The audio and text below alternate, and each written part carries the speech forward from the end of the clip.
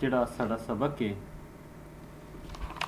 ਉਹ ਹੈ ਕਪਾਹ ਵਿੱਚ, ਜਿਹੜਾ ਕਿ ਅਬਦੁਲ ਮਜੀਦ ਸਾਲਕ ਹੋਰਾਂ ਨੇ ਲਿਖਿਆ। ਇਹ ਇੱਕ ਇੰਸ਼ਾਈਆ ਹੈ ਜਿਹਦੇ ਵਿੱਚ ਉਹਨਾਂ ਨੇ ਇੱਕ ਬਿਮਾਰੀ ਦਾ ਵੀ ਜ਼ਿਕਰ ਕੀਤਾ ਹੈ ਜੋ ਪੜ੍ਹਨ ਵਾਲਿਆਂ ਨੂੰ ਦਿਲਚਸਪੀ ਵਾਲੇ ਪਾਸੇ ਵੀ ਲੈ ਕੇ ਜਾਏਗਾ ਅਤੇ ਸੋਚਣ ਵਾਸਤੇ ਥੋੜ੍ਹਾ ਜਿਹਾ ਸਾਨੂੰ ਸੰਦੇਸ਼ਾ ਵੀ ਦੇਗਾ। ਛੋਟਾ ਜਿਹਾ ਇੰਸ਼ਾਈਆ ਹੈ, ਦਿਲਚਸਪ ਅਤੇ ਸਾਦਾ ਜ਼ੁਬਾਨ ਵਿੱਚ ਲਿਖਿਆ ਗਿਆ। ਬਿਮਾਰੀ ਦਾ ਕੋਈ ਅੰਤ ਨਹੀਂ, ਰੰਗ ਰੰਗ ਦੀਆਂ ਬਿਮਾਰੀਆਂ ਬੰਦੇ ਨਾਲ ਲੱਗੀਆਂ ਹੋਈਆਂ ਨੇ। ਇੱਕ ਬੜੀ ਅਜੀਬ ਬਿਮਾਰੀ ਹੈ ਭਈ ਆਦਮੀ ਰਾਤ ਵੇਲੇ ਸੁੱਤਾ ਹੋਇਆ ਉੱਠ ਕੇ ਚੱਲਣ ਫਿਰਨ ਲੱਗਦਾ ਹੈ। ਡਾਕਟਰ ਹਕੀਮ ਸਾਰੇ ਇਸ ਗੱਲ ਨੂੰ ਮੰਨਦੇ ਨੇ ਭਈ ਉਹ ਸੱਚੀ ਮੁੱਚੀ ਸੁੱਤਾ ਹੋਇਆ, ਲੱਗਦਾ ਸਾਰਿਆਂ ਨੂੰ ਕਿ ਜਿਵੇਂ ਸੁੱਤਾ ਹੈ, ਕੋਈ ਉਹਨੂੰ ਹੋਸ਼ ਕੋਈ ਨਹੀਂ ਹੁੰਦੀ। ਪਰ ਇਹ ਬੜੀ ਅਚੰਭੇ ਦੀ ਗੱਲ ਏ, ਹੈਰਾਨ ਕਰ ਦੇਣ ਵਾਲੀ ਗੱਲ ਏ ਭਈ ਉਹ ਆਦਮੀ ਨਾ ਡਿੱਗਦਾ ਟਹਿੰਦਾ ਹੈ ਨਾ ਕਿਸੇ ਸ਼ੈ ਨਾਲ ਠੋਕਰ ਖਾਂਦਾ ਹੈ। ਕਈ ਵਾਰੀ ਲੋਕਾਂ ਨੇ ਵੇਖਿਆ ਭਈ ਇਸ ਮਰਜ਼ ਦਾ ਬਿਮਾਰ ਕੋਠੇ ਦੇ ਬਨੇਰੇ ਉੱਤੇ ਸਿੱਧਾ ਲਗਾ ਜਾਂਦਾ ਹੈ। ਮਜਾਲ ਏ ਉਹਦਾ ਕਦਮ ਵੀ ਆਰਾ ਬਾਰਾ ਇੱਧਰ ਉੱਧਰ ਹੋਵੇ ਤੇ ਉਹ ਕੋਠੇ ਦੇ ਉੱਤੇ ਜਾਂ ਉਸ ਥਾਂ ਤੋਂ ਹੇਠਾਂ ਢਹਿ ਪਵੇ, ਡਿੱਗ ਜਾਵੇ।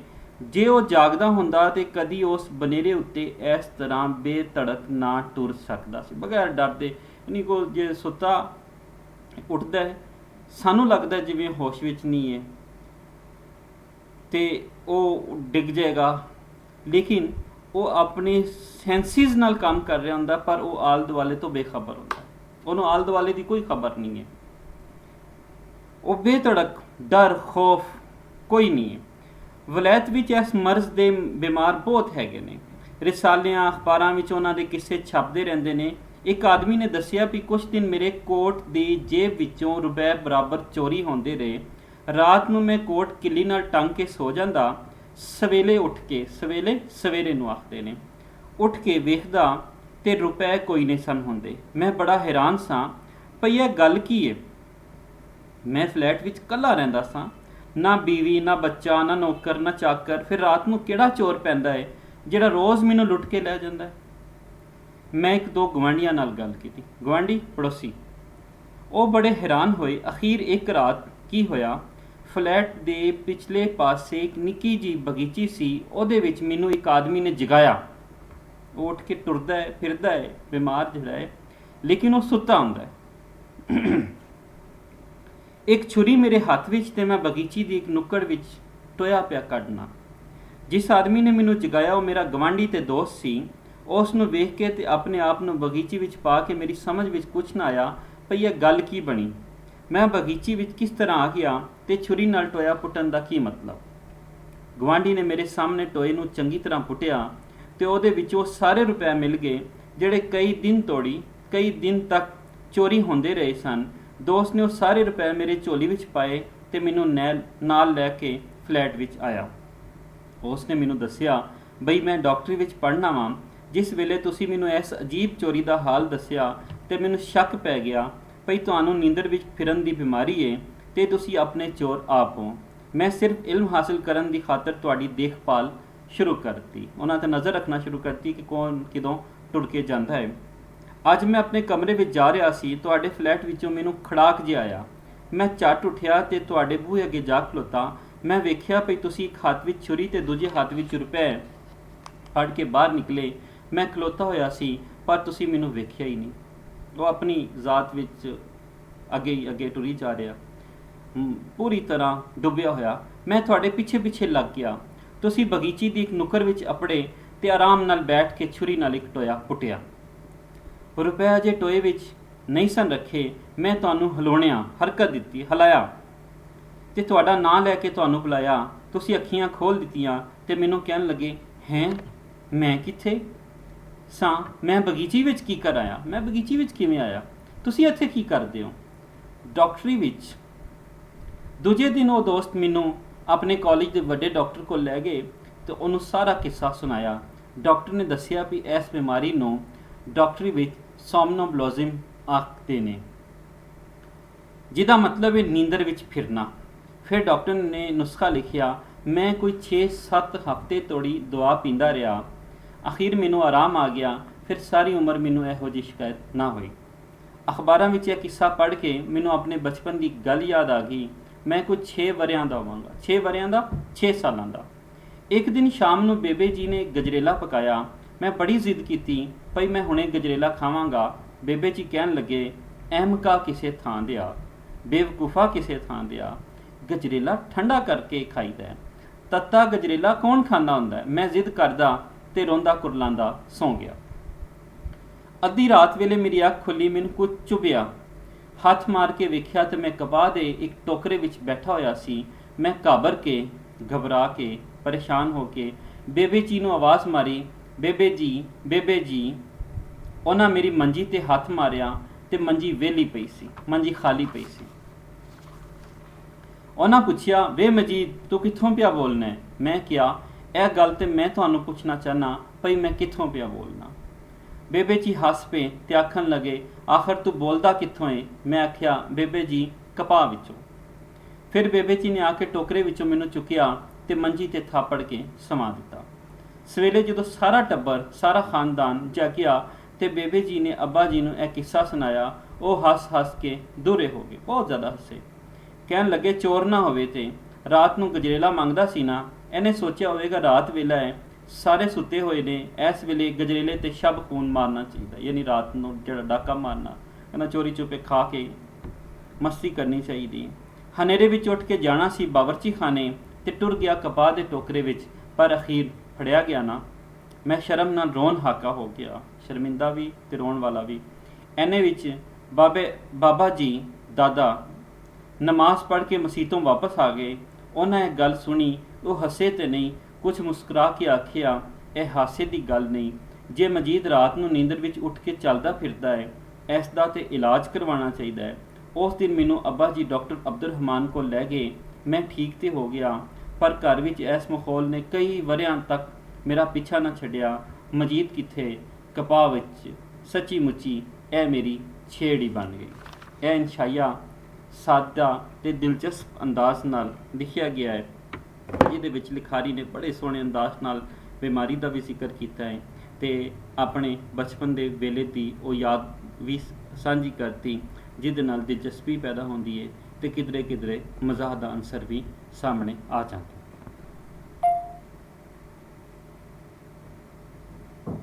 दी कहानी साडे कोल मनशा याद दी है, ਜਿਹੜੇ कि पंजाबी कहानी दे विच एक वड्डा नां है। उन्होंने पंजाबी कहानी दे विच तजरीदियत, अलामती अंदाज तो वख अजिहियां कहानियां दित्तियां ਜਿਹੜੀਆਂ अनमोल ने ते ਜਿਹੜੀਆਂ अपने तकनीकी लिहाज नाल एक अजिहियां कहानियां दी सफ विच आ जांदियां ने, जिन्हां ने इंसानी हयाती ते उहदे नाल जुड़े मसलियां नूं साझा कीता है। फिर वो अपने धरती ते वसेब दे नाल जुड़े हुए मसलियां नूं भी साझा करते हैं। खोपड़ियां ते अल ने एक अजिही अलामती कहानी है, पर अलामती कहानी होने दे नाल नाल उन्हां दे इस कहानी दे विच रवैयां नूं, रुझानां नूं बयान किया है कि की खोपड़ियां ने ते की आलने ने। आओ असी देखने हैं इस कहानी दे विच। कहानी नूं दिलचस्पी दे नाल बयान करते ने। पक्की सड़क तो दलेरपुर 8 मील सी। दलेरपुर जाण लई 111ਵੀਂ मील पत्थर कोल टांगियां दा अड्डा सी, जिहड़ा सिर्फ नां दा ही अड्डा सी। इक्का दुक्का दलेरपुर जाण लई इत्थों लभ जांदा सी, इक्का दुक्का बहुत घट तादाद विच। पक्की सड़क ते दलेरपुर 8 मील। पक्की सड़क च सारियां सहूलतां ने, दलेरपुर जाण वास्ते टांगे भी इक्का दुक्का ने। यानी दलेरपुर एक ऐसा इलाका है जिहड़ा दूर है पक्की सड़क तो। पक्की सड़क तो मुराद तरक्की, पक्की सड़क तो मुराद बेहतरीन, पक्की सड़क तो मुराद सारियां सहूलतां। कच्ची सड़क यानी कि वो अजिही थां जिथे गौरमेंट ने कुछ नहीं किया, एक यह भी अलामतां बन जांदियां ने। पक्की सड़क ते कच्ची सड़क भी अलामत बन जाती है। होर अड्डे वाली गल उहदे विच कोई नहीं सी। उंज शामों पहलां इत्थे कुछ बसां ते लैन ਚੜ੍ਹਨ ਵਾਲਿਆਂ ਦੀ ਵਜ੍ਹਾ ਤੋਂ ਰੌਣਕ ਹੋ ਜਾਂਦੀ, ਪਰ ਸ਼ਾਮ ਦਾ ਹਨੇਰਾ ਖਿੰਡਦਿਆਂ ਹੀ ਹਨੇਰਾ ਫੈਲਦਿਆਂ ਹੀ ਫੁੱਟਦਿਆਂ ਹੀ ਇਹ ਅੱਡਾ ਚਾਰ ਚੁਫੇਰੇ ਦੀ ਉਜਾੜ ਦਾ ਇੱਕ ਹਿੱਸਾ ਬਣ ਜਾਂਦਾ। ਯਾਨੀ ਕਿ ਇੱਥੇ ਲੋਕ ਵੀ ਬਹੁਤ ਘੱਟ ਵਸੋਂ 'ਚ ਨੇ, ਬਹੁਤ ਘੱਟ ਲੋਕ ਉਧਰ ਆਉਂਦੇ ਜਾਂਦੇ ਨੇ। ਇਸ ਲਈ ਉਜਾੜ, ਬਿਆਬਾਨੀ ਅਤੇ ਵੀਰਾਨੀ ਹਰ ਪਾਸੇ ਮੌਜੂਦ ਰਹਿੰਦੀ ਹੈ। ਉਹਨੂੰ ਇਹ ਵੀ ਦੱਸਿਆ ਗਿਆ ਸੀ ਭਈ ਉਹ ਸ਼ਾਮ ਤੋਂ ਪਹਿਲਾਂ ਇੱਥੇ ਅੱਪੜ ਜਾਏ, ਨਹੀਂ ਤੇ ਦਲੇਰਪੁਰ ਦਾ ਕੋਈ ਬੰਦਾ ਜਿਹੜਾ ਉਹਨੂੰ ਲੈਣ ਆਇਆ ਹੋਵੇਗਾ ਸ਼ਾਮੋਂ ਪਿੱਛੇ ਉਹਦੀ ਉਡੀਕ ਵਿੱਚ ਬੈਠਿਆ ਨਹੀਂ ਰਹੇਗਾ। ਇਹਦੇ ਵਿੱਚ ਵੀ ਇੱਕ ਪੂਰੀ ਅੱਗੇ ਤਸ਼ਰੀਹ ਹੈ ਇਹਦੀ ਕਿ ਸ਼ਾਮੋਂ ਪਹਿਲਾਂ ਉੱਥੋਂ ਕਿਉਂ ਜਾਣ, ਕਿਉਂਕਿ ਉੱਥੇ ਡਾਕੇ ਪੈਂਦੇ ਨੇ, ਉੱਥੇ ਚੋਰੀਆਂ ਨੇ, ਉੱਥੇ ਕਤਲ ਕਰ ਦਿੰਦੇ ਨੇ ਇੱਕ ਦੂਜੇ ਨੂੰ ਪੈਸੇ ਦੀ ਖਾਤਰ, ਕਿਉਂਕਿ ਉਹਨਾਂ ਕੋਲ ਕੋਈ ਬੰਦਾ ਵੀ ਪੜ੍ਹਿਆ ਲਿਖਿਆ ਨਹੀਂ। ਇਹ ਜਿਹੜਾ ਬਾਹਰੋਂ ਆ ਰਿਹਾ, ਸ਼ਹਿਰੋਂ ਆ ਰਿਹਾ, ਉਹ ਇਸ ਮਿਸ਼ਨ ਲੈ ਕੇ ਆਇਆ ਕਿ ਮੈਂ ਉੱਥੋਂ ਦੀ ਆਵਾਮ ਨੂੰ, ਉੱਥੋਂ ਦੀ ਲੋਕਾਈ ਨੂੰ ਜਾ ਕੇ ਪੜ੍ਹਾਉਣਾ ਹੈ। ਹੁਣ ਕੀ ਪੜ੍ਹਾਉਣਾ ਹੈ, ਕਿਵੇਂ ਉਹ ਕਰਨਗੇ? ਉਹਨੇ ਸ਼ਾਮੋਂ ਪਹਿਲਾਂ ਆਪੜਨ ਦੀ ਕੋਸ਼ਿਸ਼ ਤੇ ਕੀਤੀ, ਪਰ ਬਸ ਖਰਾਬ ਹੋ ਜਾਣ ਦੀ ਵਜ੍ਹਾ ਤੋਂ ਚੰਗੀ ਭਲੀ ਕਵੇਲ ਹੋ ਗਈ। ਕਵੇਲ ਤਖੀਰ, ਦੇਰ ਹੋ ਜਾਣਾ। ਤੇ ਉਹ ਗੱਲ ਹੋਈ ਜਿਹਦਾ ਡਰ ਸੀ। ਜਦੋਂ ਦਲੇਰਪੁਰ ਜਾਣ ਵਾਲੀ ਕੱਚੀ ਸੜਕ ਦੇ ਕੰਢੇ ਉਜਾੜ ਅੱਡੇ ਤੇ ਉਤਰਿਆ, ਸ਼ਾਮ ਦਾ ਹਨੇਰਾ ਗੂੜਾ ਹੋ ਚੁੱਕਿਆ ਸੀ, ਗਹਿਰਾ, ਬਹੁਤ ਅੰਧੇਰਾ ਜਿਹੜਾ ਵੱਧ ਗਿਆ ਸੀ। ਤੇ ਉੱਥੇ ਬੰਦਾ ਨਾ ਬੰਦੇ ਦੀ ਜ਼ਾਤ। ਉਹਨੇ ਇੱਧਰ ਉੱਧਰ ਧਿਆਨ ਮਾਰਿਆ ਤੇ ਹਰ ਪਾਸੇ ਹਨੇਰ ਤੇ ਚੁੱਪ ਦਾ ਰਾਜ, ਤੇ ਉਹ ਬੜਾ ਪਰੇਸ਼ਾਨ ਹੋਇਆ। ਹਨੇਰੇ ਵਿੱਚ ਲੁਕਿਆ ਹੋਇਆ ਤੇ ਘੱਟੇ ਨਾਲ ਭਰਿਆ ਹੋਇਆ 8 ਮੀਲ ਦਾ ਪੰਧ ਹੁਣ ਉਹਨੂੰ ਪੈਦਲ ਤੈਅ ਕਰਨਾ ਸੀ। ਖਰੇ ਦਲੇਰਪੁਰ ਦੇ ਨੰਬਰਦਾਰਾਂ ਨੂੰ ਉਹਦਾ ਖਤ ਨਹੀਂ ਸੀ ਮਿਲਿਆ, ਖਰੇ ਉਹ ਲੋਕ ਆਏ ਹੋਣ ਤੇ ਉਡੀਕ ਕੇ ਪਰਤ ਗਏ ਹੋਣ। ਪੈਦਲ ਚੱਲਣ ਤੇ ਸਮਾਨ ਚੁੱਕਣ ਦੀ ਉਹਨੂੰ ਪਰਵਾਹ ਨਹੀਂ ਸੀ, ਜੇ ਰਾਹ ਵਿੱਚ ਲੁੱਟਿਆ ਜਾਣ ਦਾ ਡਰ ਨਾ ਹੁੰਦਾ। ਉਹਨੂੰ ਡਰ ਹੈ, ਇੱਕ ਤੀਸਰੀ, ਚੌਥੀ, ਪੰਜਵੀਂ, ਛੇਵੀਂ ਜਿਹੜੀ ਅਹਿਸਾਸ ਹੈ ਉਹਦੇ ਕੋਲ, ਉਹ ਇਹੀ ਹੈ ਇੱਕ ਲਮਹੇ ਦੇ ਵਿੱਚ ਕਿ ਉਹ ਲੁੱਟਿਆ ਨਾ ਜਾਏ। ਉਹਨੂੰ ਦੱਸਿਆ ਗਿਆ ਸੀ ਭਈ ਇਸ ਇਲਾਕੇ ਵਿੱਚ ਚੋਰੀਆਂ ਤੇ ਡਾਕੇ ਆਮ ਸਨ ਤੇ ਰਾਹੀਆਂ ਪਾਂਦੀਆਂ ਨੂੰ ਲੁੱਟ ਲੈਣਾ ਨਿੱਤ ਦੀ ਗੱਲ ਸੀ। ਰਾਹੀ ਪਾਂਦੇ ਮੁਸਾਫਰ ਜੇ ਲੁੱਟ ਲੈਣਾ ਨਿੱਤ ਦੀ ਗੱਲ, ਆਏ ਰੋਜ਼ ਦੀ ਗੱਲ, ਰੋਜ਼ ਹਮੇਸ਼ਾ ਦੀ ਗੱਲ ਸੀ। ਬੱਸਾਂ ਤੇ ਸਵਾਰੀਆਂ ਦੇ ਲੁੱਟੀਆਂ ਜਾਣ ਦੀਆਂ ਖਬਰਾਂ ਉਹ ਅਖਬਾਰ ਵਿੱਚ ਪੜ੍ਹਦਾ ਰਹਿੰਦਾ ਸੀ ਤੇ ਉਹਦੀ ਸਮਝ ਵਿੱਚ ਕੁਝ ਨਹੀਂ ਸੀ ਆ ਰਿਹਾ ਭਈ ਉਹ ਕੀ ਕਰੇ, ਕਿਉਂਕਿ ਉਹ ਜੜ ਬਿਆਬਾਨ ਨੂੰ ਕਿਤੇ ਰਹਿ ਵੀ ਨਹੀਂ ਸਕਦਾ। ਸ਼ਹਿਰਾਂ ਵਾਂਗ ਉੱਥੇ ਹੋਟਲ ਵੀ ਨਹੀਂ ਨੇ, ਰੈਸਟੋਰੈਂਟ ਨਹੀਂ ਹੈ। ਉਹਨੇ ਅਟੈਚੀ ਕੇਸ ਸੜਕ ਦੇ ਇੱਕ ਪਾਸੇ ਰੱਖ ਦਿੱਤਾ ਤੇ ਮੇਲ ਬੁਰਜੀ ਨਾਲ ਢੋਹ ਲਾ ਕੇ ਟਰਾਂਜ਼ਿਸਟਰ ਤੋਂ ਖਬਰਾਂ ਸੁਣਨ ਲੱਗ ਪਿਆ। ਖਬਰਾਂ ਸੁਣਦਿਆਂ ਉਹਨੂੰ ਸ਼ਹਿਰ ਦੀਆਂ ਬੱਤੀਆਂ, ਜਗਮਗ ਕਰਦੇ ਬਾਜ਼ਾਰ ਤੇ ਗਾਉਂਦੀਆਂ ਗੁਣਗੁਣਾਉਂਦੀਆਂ ਤੇ ਵਸਦੀਆਂ ਗਲੀਆਂ ਯਾਦ ਆਈਆਂ। ਆਪਣਾ ਘਰ ਯਾਦ ਆਇਆ, ਘਰ ਦੇ ਲੋਕੀ ਯਾਦ ਆਏ। ਅੱਬੇ ਹੋਰੀ ਸ਼ਾਮ ਦੀ ਨਮਾਜ਼ ਪੜ੍ਹ ਕੇ ਆ ਗਏ ਹੋਣਗੇ, ਨੌਮੀ ਉਹਨਾਂ ਵਾਸਤੇ ਰੋਟੀਆਂ ਲਿਆਰੀ ਹੋਵੇਗੀ, ਹਮੀਦ ਸਕੂਲ ਦਾ ਕੰਮ ਕਰ ਰਿਹਾ ਹੋਏਗਾ। ਫਿਰ ਉਹਨੂੰ ਉਹ ਯਾਦ ਆ ਗਈ, ਆਖਣ ਲੱਗੀ ਮੈਂ ਤੇਰੇ ਨਾਲ ਹਾਂ। ਇਹ ਰੁਮਾਨਵੀ ਜਜ਼ਬਾ ਹੈ ਜਿਹੜਾ ਇਨਸਾਨ ਦੇ ਅੰਦਰ ਉਂਝ ਹੀ ਰਹਿੰਦਾ ਹੈ ਜਿਵੇਂ ਇਨਸਾਨ ਦੇ ਅੰਦਰ ਰੂਹ ਵਸਦੀ ਹੈ। ਉਹਦਾ ਮਕਸਦ ਅਜ਼ੀਮ ਸੀ, ਉਹ ਆਪਣੇ ਮਕਸਦ ਨੂੰ ਵੀ ਯਾਦ ਕਰਦਾ ਹੈ।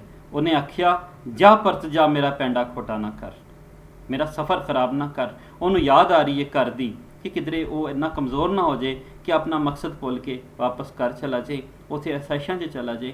ਬਲਕਿ ਉਹ ਚਾਹੁੰਦਾ ਹੈ ਕਿ ਮੈਂ ਮੁਸ਼ਕਿਲਾਤ 'ਤੇ ਕਾਬੂ ਪਾਵਾਂਗਾ ਤੇ ਇਹ ਮੁਸ਼ਕਿਲਾਤ ਦਾ ਸਾਹਮਣਾ ਕਰਦਿਆਂ ਹੋਇਆਂ ਇੱਥੇ ਵੀ ਇਲਮ ਦੀ ਸ਼ਮਾ ਰੋਸ਼ਨ ਕਰਾਂਗਾ।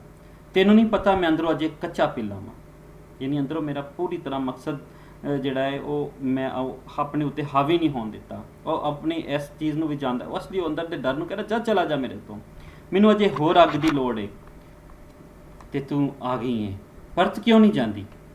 ਫਿਰ ਉਹਨੂੰ ਹੋਟਲ 'ਤੇ ਬੈਠੇ ਯਾਰ ਬੇਲੀ ਯਾਦ ਆਏ। ਮਜਲਿਸ ਲੱਗੀ ਹੋਵੇਗੀ, ਹੋਟਲ ਦੀ ਮੇਜ਼ 'ਤੇ ਮੁੱਕੇ ਮਾਰ ਕੇ ਉਹ ਮਜ਼ਦੂਰਾਂ, ਕਿਸਾਨਾਂ ਤੇ ਮਿਹਨਤਕਸ਼ਾਂ ਦੇ ਮਸਲਿਆਂ 'ਤੇ ਗਰਮ ਬਹਿਸ ਕਰ ਰਹੇ ਹੋਣਗੇ। ਮਜ਼ਦੂਰਾਂ, ਕਿਸਾਨਾਂ, ਮਿਹਨਤਕਸ਼ਾਂ ਤੇ ਮਸਲਿਆਂ 'ਤੇ ਗਰਮ ਬਹਿਸ ਕਰਨ ਵਾਲੇ ਬੇਅਮਲ ਫਜ਼ੂਲ ਲੋਕ ਜਿਹੜੇ ਸਿਰਫ ਬਹਿਸ ਕਰਦੇ ਨੇ, ਅਮਲੀ ਤੌਰ 'ਤੇ ਉਹਨਾਂ ਨੇ ਇੱਕ ਜ਼ਰਾ ਵੀ ਅੱਗੇ ਨਹੀਂ ਕੰਮ ਕੀਤਾ ਹੁੰਦਾ। ਅਜਿਹੇ ਬੇਅਮਲ ਲੋਕ ਉਹ ਨੇ ਜਿਨ੍ਹਾਂ ਨੇ ਸਿਰਫ ਆਪਣੀ ਤਕਦੀਰ ਬਦਲਣ ਵਾਸਤੇ ਦੁਆਵਾਂ ਕਰਨੀਆਂ ਹੁੰਦੀਆਂ ਨੇ। ਮੈਂ ਬਾਰ-ਬਾਰ ਅਕਸਰ ਤੁਹਾਨੂੰ ਸਭ ਨੂੰ ਦੱਸਣਾ ਹੁੰਦਾ ਵਾਂ ਕਿ ਸਾਡੀ ਕੌਮ ਦਾ ਅਲਮੀਆ ਹੈ ਕਿ ਅਸੀਂ ਲੇਫ ਲੈ ਕੇ ਕੰਬਲ ਦੇ ਵਿੱਚ ਵੜ ਕੇ ਬਹਿ ਕੇ ਮੂੰਗਫਲੀ ਖਾਂਦੇ ਹੋਏ ਆਖਦੇ ਹਾਂ ਕਿ ਯਾਰ ਸਾਡੇ ਖਿਲਾਫ ਨਾ ਪੂਰੀ ਦੁਨੀਆ ਸਾਜ਼ਿਸ਼ ਬੜੀ ਕਰ ਰਹੀ ਹੈ। ਅਸੀਂ ਤੇ 3 ਛੁੱਟੀਆਂ ਇਸ ਲਈ ਕਰਦੇ ਨੇ ਕਿ ਚਲੋ ਅੱਜ ਧੁੱਪੇ ਬਹਿ ਕੇ ਗਾਜਰਾਂ ਖਾਣੀਆਂ ਨੇ, ਅੱਜ ਮੂਲੀਆਂ ਖਾਣੀਆਂ ਨੇ, ਅੱਜ ਟਮਾਟਰ ਖਾਣੇ ਨੇ, ਅੱਜ ਜਿਹੜੇ ਨੇ ਮਾਲਟੇ ਖਾਣੇ ਨੇ। ਜਿਹੜੀ ਕੌਮ ਇਹੋ ਜਿਹੇ ਕੰਮ ਕਰਦੀ ਹੈ ਉਹਨਾਂ ਨੇ ਸਿਰਫ ਗੱਲਾਂ ਹੀ ਕਰਨੀਆਂ, ਉਹਨਾਂ ਨੇ ਅਮਲੀ ਤੌਰ 'ਤੇ ਕੁਛ ਨਹੀਂ ਕਰਨਾ। मैं अक्सर बच्चों कोलों सवाल पूछना हुन्ना वा तो उन्होंने को मायूसी हर साल अज तक तो मायूसी हुई ने, सिर ते वाल चिट्टे हो गए ने, तो उन्होंने को पूछना यार तुसी कोई किताब पढ़ी? सिर्फ सिलेबस दियाँ किताबां ते खुलासियां तो इलावे लोगों ने किताब पढ़ी नहीं है। सुन सुना के साढ़े खिलाफ साजिश हो रही है। साढ़े खिलाफ कोई साजिश नहीं हो रही, असी अपने खिलाफ आप साजिशां कर रहे हैं, बहसां करके ते नारे ला के। इन्हां नाल कदी तब्दीली नहीं आई, कदी तब्दीली नहीं आई। तब्दीली साढ़े अंदरों साढ़े अमल दे नाल आनी है। जिन्ना चिर असी अमल वाले पासे नहीं आवांगे कुछ नहीं होएगा। खोपड़ियां ते आलने दे विच जिहड़ा बंदा बाहरों आया है वो अमली तौर ते सबूत दिंदा है कि मैं एक नेरे विच लहू दा दीवा बालन आया। वो नेरे दे विच लहू दा दीवा बालन आया।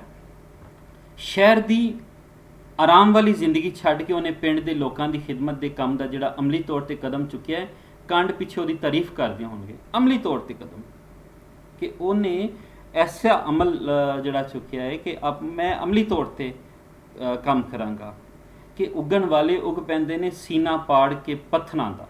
बेहिम्मते ने, बाबा नजमी कहंदे ने, बेहिम्मते ने जेड़े बह के शिकवा करन मुकदरां दा, उगन वाले उग पैंदे ने सीना पाड़ के पत्थरां दा। ਇਹ ਹਿੰਮਤ वाले लोग ने। ਉਹਨਾਂ ਦਾ ਖਿਆਲ ਆਉਂਦਿਆਂ ਹੀ ਉਹ ਖੁਸ਼ੀ ਤੇ ਵਡਿਆਈ ਦੇ ਜਜ਼ਬੇ ਨਾਲ ਹੱਸ ਪਿਆ।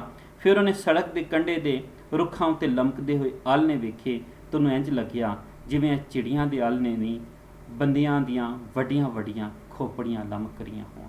ਹੁਣ ਸਮਝ ਆ ਗਈ ਕਿ ਇਹ ਆਲ੍ਹਣੇ ਕੀ ਨੇ ਤੇ ਖੋਪੜੀਆਂ ਕੀ ਨੇ। ਉਹਨੇ ਆਪਣੀ ਖੋਪੜੀ ਨੂੰ ਟੋਹ ਕੇ ਵੇਖਿਆ। ਉਹਨੇ ਕਿਹਾ ਇੱਥੇ ਮੌਜੂਦ ਤੇ ਹੈ। ਉਹਦੇ ਨਾਲ ਹੀ ਸੀ। ਵਡਿਆਈ ਦੇ ਅਹਿਸਾਸ ਨਾਲ ਉਹਦੀ ਧੌਣ ਉੱਚੀ ਹੋ ਗਈ ਕਿ ਜਿਹੜਾ ਕੰਮ ਕਰਦਾ ਪਿਆ, ਜਿਹੜਾ ਨੇਰੇ 'ਚ ਦੀਵਾ ਬਲਦਾ ਪਿਆ, ਬਹੁਤ ਵੱਡਾ ਹੈ, ਸਾਡੇ ਵਾਸਤੇ ਉਹ ਵਲੀ ਹੈ। ਤੇ ਫਿਰ 111ਵੇਂ ਮੀਲ ਦੀ ਬੁਰਜੀ ਨਾਲ ਦੇ ਆਲ ਦੁਆਲੇ ਖਿਲਰਿਆ ਹੋਇਆ ਹਨੇਰਾ ਵੇਖ ਕੇ ਆਪੋ ਆਪ ਨੀਵੀਂ ਹੋ ਗਈ। 5ਵੀਂ ਜਾਂ 6ਵੀਂ ਰਾਤ ਦਾ ਚੰਨ ਫਿੱਕਾ ਫਿੱਕਾ ਹਾਸਾ ਹੱਸ ਰਿਹਾ ਸੀ, ਉਹਦੇ ਵਿੱਚ ਰੋਸ਼ਨੀ ਨਹੀਂ ਸੀ। ਸੜਕ ਦੇ ਕੰਢਿਆਂ ਤੇ ਕਾਬਲੀ ਕਿੱਕਰ ਟਾਹਲੀਆਂ ਤੇ ਆਲ੍ਹਣਿਆਂ ਵਾਲੇ ਰੁੱਖ ਸਹਿਮੇ ਖਲੋਤੇ ਸਨ। ਡੱਡੂਆਂ, ਬੀਂਡਿਆਂ ਤੇ ਤ੍ਰਿਡੀਆਂ ਦੀਆਂ ਰਲੀਆਂ ਮਿਲੀਆਂ ਆਵਾਜ਼ਾਂ ਚੁੱਪ ਦੇ ਸੰਗ ਵਿੱਚ ਫਸ ਗਈਆਂ ਸਨ। ਮੰਦਰ ਨਗਾਰੀ, ਪੂਰੀ ਮੰਦਰ ਨਗਾਰੀ, ਇੱਕ ਚੰਗਾ ਜਿਹੜਾ ਕਹਾਣੀਕਾਰ ਹੈ ਉਹ ਮੰਦਰ ਨਗਾਰੀ ਨੂੰ ਜੋੜ ਸਾਡੇ ਸਾਹਮਣੇ ਤਸਵੀਰ ਬਣਾ ਰਿਹਾ ਹੈ ਕਿ ਇੱਕ ਬੰਦਾ ਸ਼ਹਿਰੋਂ ਆਇਆ, ਉਹਨੂੰ ਇਹ ਮੁਸ਼ਕਿਲਾਂ ਆਈਆਂ। ਫਿਰ ਉਹਦੇ ਆਲ ਦੁਆਲੇ ਕੀ ਸਨ? 5ਵੀਂ ਜਾਂ 6ਵੀਂ ਰਾਤ ਦਾ ਚੰਨ ਫਿੱਕਾ ਫਿੱਕਾ ਹਾਸਾ ਹੱਸ ਰਿਹਾ ਸੀ। ਹੋਰੇ ਕੋਈ ਬੱਸ ਆ ਜਾਏ, ਦਲੇਰਪੁਰ ਜਾਣ ਦਾ ਕੋਈ ਸਾਥ ਲੱਭ ਜਾਏ। ਸਦਰ ਦਾ ਇੱਕੋ ਟਟਹਿਣਾ ਚਮਕ ਰਿਹਾ ਸੀ। ਸਦਰ ਖਾਹਿਸ਼ ਕਿ ਉਹਦੇ ਅੰਦਰ ਖਾਹਿਸ਼ ਸੀ, ਇੱਕ ਡਿਜ਼ਾਇਰ ਸੀ ਕਿ ਮੈਂ ਆਪਣੀ ਮੰਜ਼ਿਲ ਨੂੰ ਹਾਸਿਲ ਕਰ ਲਾਂ। ਸੜਕ ਉਜਾੜ ਰਾਤ ਤੋਂ ਡਰ ਦੀ ਮਾਰੀ ਧਰਤੀ ਦੇ ਸੀਨੇ ਨਾਲ ਚਿੰਬੜੀ ਹੋਈ ਸੀ। ਬਹੁਤ ਖੂਬਸੂਰਤ ਲਾਈਨ। ਸੜਕ ਉਜਾੜ ਰਾਤ ਤੋਂ ਡਰ ਦੀ ਮਾਰੀ ਧਰਤੀ ਦੇ ਸੀਨੇ ਨਾਲ ਚਿੰਬੜੀ ਹੋਈ ਸੀ। ਇੱਕਾ ਦੁੱਕਾ ਬੱਸਾਂ ਤੇ ਟਰੱਕ ਗਵਾਚੀ ਹੋਈ ਸੜਕ ਦਾ ਖੁਰਾ ਕੱਢਦੇ ਕੱਢਦੇ ਫਿਰਦੇ ਸਨ। ਖੁਰਾ ਯਾਨੀ ਪੈਰਾਂ ਦੇ ਨਿਸ਼ਾਨ ਜਿਹੜੇ ਨੇ, ਯਾਨੀ ਕਿ ਸੜਕ ਦੇ ਉੱਤੇ ਨਿਸ਼ਾਨ ਜਿਹੜੇ ਨੇ ਉਹ ਕੱਢਦੇ ਫਿਰਦੇ ਸਨ, ਯਾਨੀ ਆਹਿਸਤਾ ਆਹਿਸਤਾ ਟੁੱਟੀ ਜਾ ਰਹੇ ਸਨ।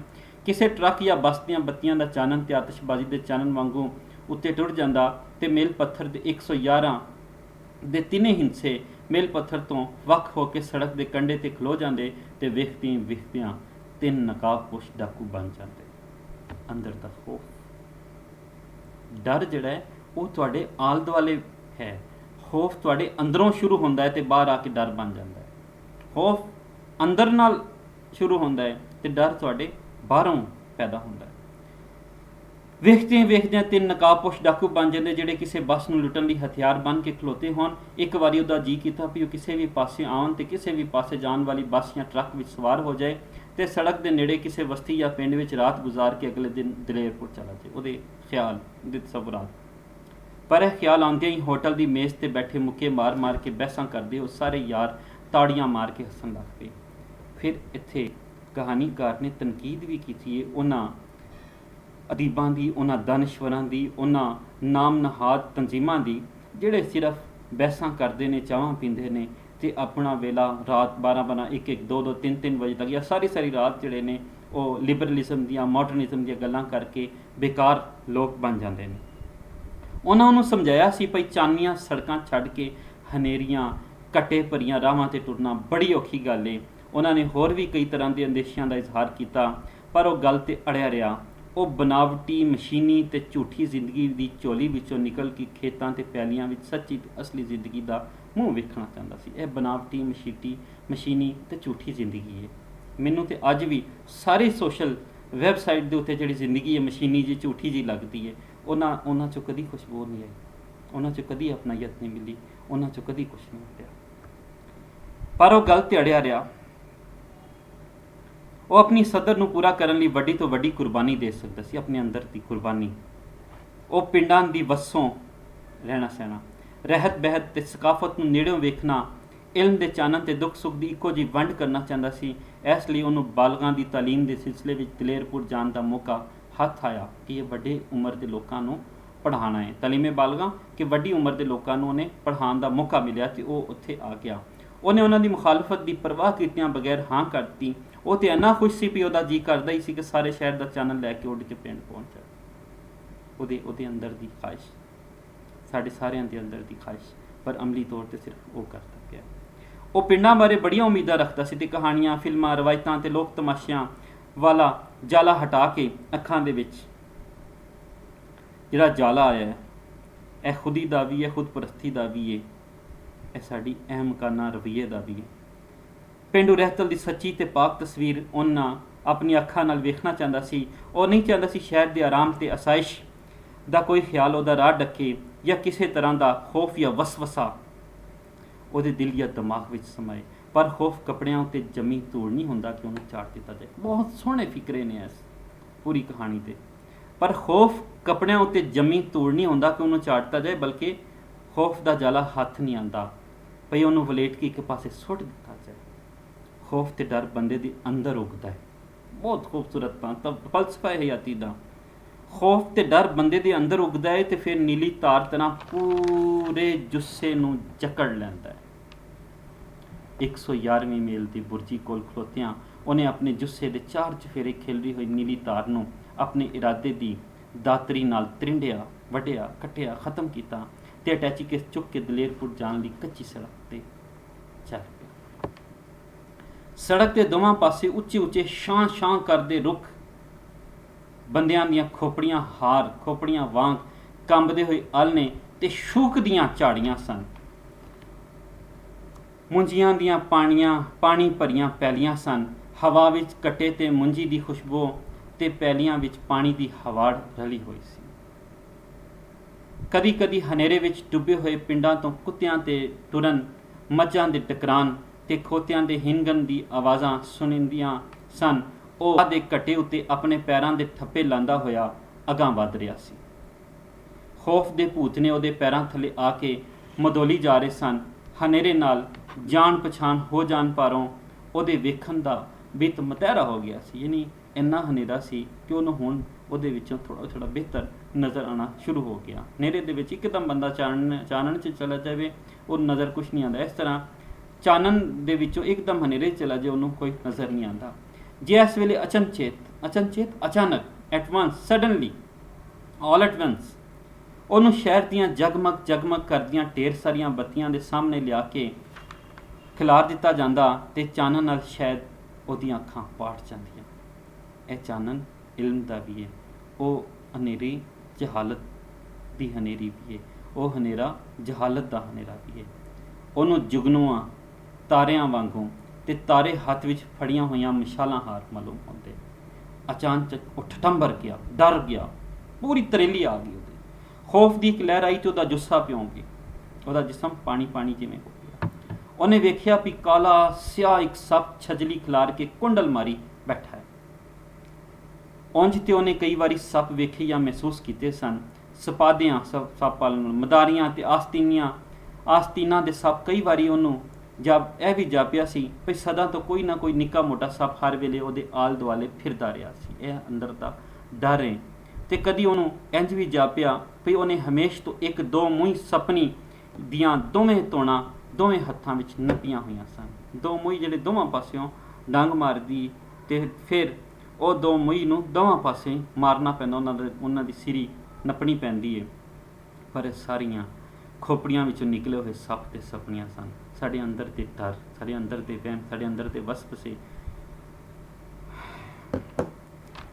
ਆਨਿਆਂ ਦੀ ਜੂਹ ਦਾ ਸੱਚੀ ਮੁੱਚੀ ਦਾ ਕੋਡੀਆਂ ਵਾਲਾ ਸੱਪ ਵੇਖ ਕੇ ਉਹਦੇ ਲੂਹ ਕੰਡੇ ਖਲੋ ਗਏ।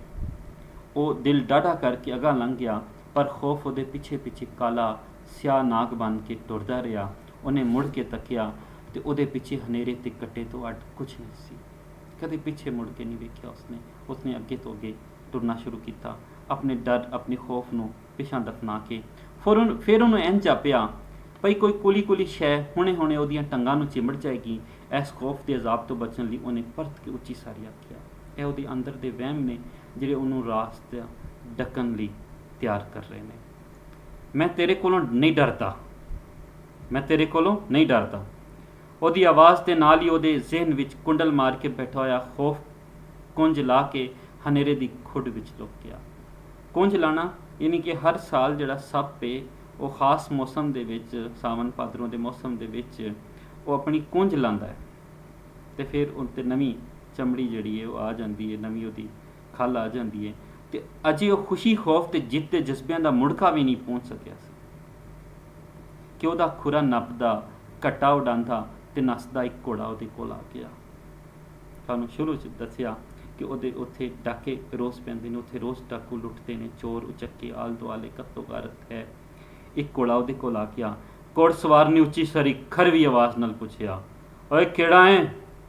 ਮੈਂ ਦਲੇਰਪੁਰ ਜਾਣਾ ਹੈ, ਸ਼ਹਿਰੋਂ ਆਇਆ ਹਾਂ। ਉਹਨਾਂ ਨੇ ਮਾਸਟਰ ਜੀ ਨੇ ਜਵਾਬ ਦਿੱਤਾ, ਤੇਰੇ ਕੋਲ ਕੀ ਕੁਛ ਹੈ? ਖੌਫ ਦੀਆਂ ਸਜਰੀਆਂ ਲਹਿਰਾਂ ਆਈਆਂ ਅਤੇ ਕਈ ਤਰੀਖੇ ਤੀਰ ਵਜੇ ਅਤੇ ਉਹਦਾ ਜੁੱਸਾ ਵਿੰਨ ਗਿਆ। ਉਹਦਾ ਜੁੱਸੇ 'ਚ ਜਿਵੇਂ ਕਿਸੇ ਨੇ ਕੋਈ ਚੀਜ਼ ਚਬੋ ਦਿੱਤੀ ਹੋਵੇ। ਉਹਨੇ ਵੇਖਿਆ ਸਵਾਰ ਦਾ ਅੱਧਾ ਚਿਹਰਾ ਮੰਡਾਸੇ ਵਿੱਚ ਲੁਕਿਆ ਹੋਇਆ।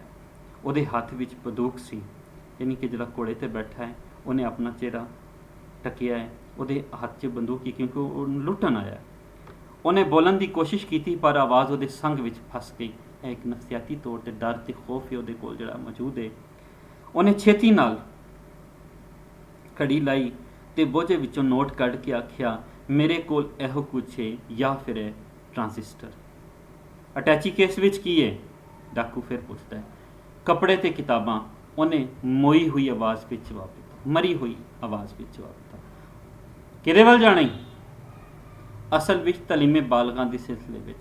ਮਾਸਟਰ ਜੀ ਹੋਰਾਂ ਨੇ ਬੜੇ ਨਰਮੀ ਦੇ ਨਾਲ ਜਿਵੇਂ ਬੋਲਿਆ, ਅੱਛਾ ਅੱਛਾ ਮੈਂ ਸਮਝ ਗਿਆ ਹਾਂ। ਨਕਾਬਪੋਸ਼ ਨੇ ਆਖਿਆ ਅਤੇ ਫਿਰ ਘੋੜੇ ਤੋਂ ਉਤਰ ਕੇ ਉਹਦੇ ਵੱਲ ਵਧਿਆ। ਬੰਦੂਕ ਦੀ ਨਾਲੀ ਉਹਦੇ ਵੱਲ ਸਿੱਧੀ ਸੀ। ਖੌਫ ਨਾਲ ਉਹਦੀਆਂ ਲੱਤਾਂ ਕੰਬਣ ਲੱਗ ਪਈਆਂ। ਨਕਾਬਪੋਸ਼ ਨੇ ਅੱਗੇ ਵੱਧ ਕੇ ਅਟੈਚੀ ਕੇਸ ਫੜ ਲਿਆ ਅਤੇ ਆਖਣ ਲੱਗਾ, ਤੁਸੀਂ ਸਵਾਰ ਹੋ ਜਾਓ, ਤੁਸੀਂ ਤੇ ਸਾਡੇ ਮਾਈ ਬਾਪ ਹੋ। ਕਹਾਣੀ ਇੱਥੇ ਮੁੱਕ ਜਾਂਦੀ ਹੈ, ਪਰ ਅਸਲ ਵਿੱਚ ਕਹਾਣੀ ਇੱਥੇ ਮੁੱਕਦੀ ਨਹੀਂ, ਕਹਾਣੀ ਇੱਥੋਂ ਸ਼ੁਰੂ ਹੁੰਦੀ ਹੈ।